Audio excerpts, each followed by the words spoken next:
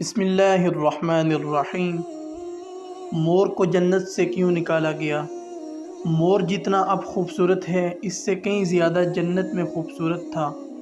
مور کی خوبصورتی پر سبھی پرندے فدا تھے، لیکن ان سب خوبیوں کے باوجود مور سے ایسی کون سی خطا ہو گئی تھی جس سے اللہ تبارک و تعالی نے مور کو جنت سے نکال دیا۔ اللہ تبارک و تعالی نے جب حضرت آدم علیہ السلام اور اماں حوا کو پیدا فرمایا، اس کے بعد ان کو جنت میں بھیج دیا۔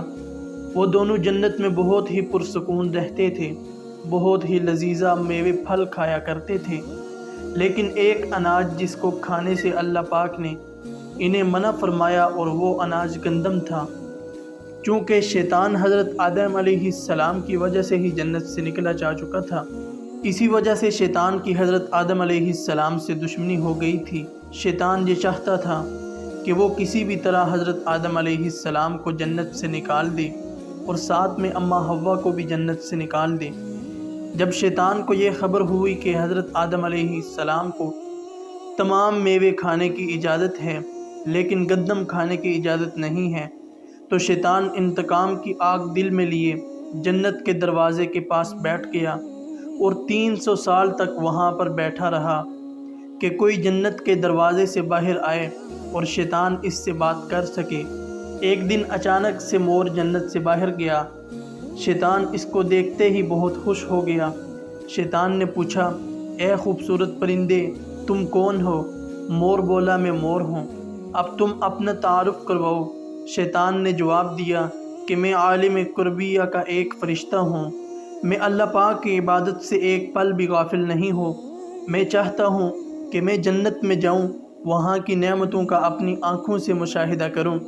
شیطان مور سے کہنے لگا کہ تم مجھے جنت کے اندر لے جاؤ، میں تمہیں 3 ایسی باتیں بتاؤں گا جس سے تمہیں ابدی زندگی حاصل ہو جائے گی، تمہیں بڑھاپا اور بیماری نہیں آئے گی، تم ہمیشہ جنت میں ہی رہو گے۔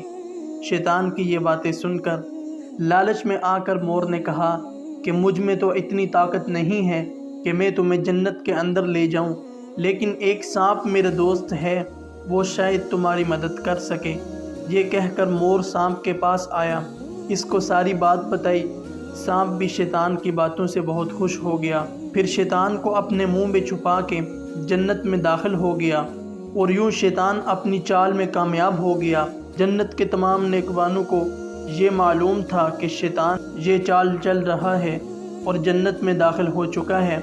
فرشتے شیطان کو جنت سے نکالنے لگے، تب ہی اللہ پاک کا حکم ہوا کہ اس کو ابھی تک جنت میں ہی رہنے دیا جائے۔ وہ فرشتے اللہ تبارک و تعالیٰ کے حکم سے رک گئے۔ شاید یہ حضرت آدم علیہ السلام کا امتحان تھا۔ شیطان حضرت آدم علیہ السلام کے پاس اور اماں حوا کے پاس جا کر اپنی محبت کا اظہار کرنے لگا۔ وہ دونوں ہی شیطان کو پہچان نہ سکے، کیونکہ ماضی کے مقابلے میں شیطان کی شکل تبدیل ہو چکی تھی۔ شیطان کہنے لگا کہ میں چاہتا ہوں کہ آپ دونوں ہمیشہ جنت میں اسی طرح زندگی گزاریں، ہمیشہ خوش رہیں۔ حضرت آدم علیہ السلام اس کی بات بہت غور سے سننے لگے۔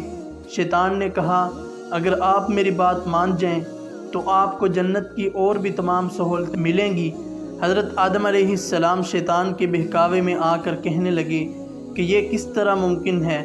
شیطان کہنے لگا، ایک گندم کا دانہ اگر آپ دونوں چکھ لیں، آپ کو ابدی حیا حاصل ہو جائے گی اور آپ جنت میں ہی رہیں گے۔ یہ بات سن کر حضرت آدم علیہ السلام کے دل میں رجحان پیدا ہوا، لیکن ان کے دل میں اللہ کی نافرمانی کا خوف غالب آ گیا۔ جبکہ اماں حوا شیطان کی باتوں میں آ گئی، جس پر اماں حوا نے حضرت آدم علیہ السلام کو راضی کر لیا۔ پھر اس کے بعد ان دونوں نے اس گندم کے دانے کو چکھ لیا۔